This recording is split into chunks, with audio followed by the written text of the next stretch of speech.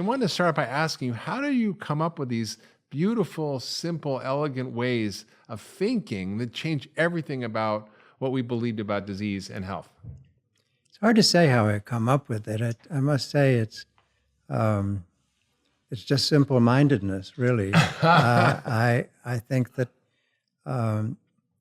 I started with a very simple principle.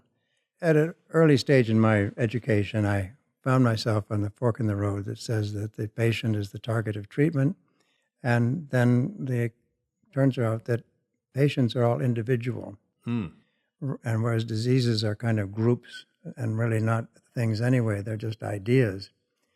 And Well, let me just stop you there for a minute. That is a very big statement, that diseases aren't things, they're just ideas we have about things. Exactly. And this is what's gotten us into trouble in medicine. We say someone has autism or rheumatoid arthritis or diabetes, but the truth is that those aren't all uniform, and there are many different causes for those same diseases in different people. And in fact, if we don't have the right map, we can't figure out how to fix it. And you have been the map maker in functional medicine, helping us navigate.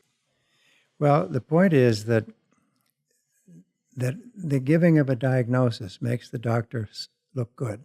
Like, I know what you've got. Well, that's what we're trained to do. We're trained to basically Yeah. make a diagnosis and not think about the why, but just what disease people have. And if it's sprained ankle or a strep throat, I've got That's no fine. argument about that. That's fine, That's right? an acute disease. But we have not, in a generation when chronic illness has become the main burden of people these days, 1 out of every 2 Americans. we haven't shifted our language out of the acute illness model. Like, I know what you've got. It's a sprained ankle. I know how to fix that.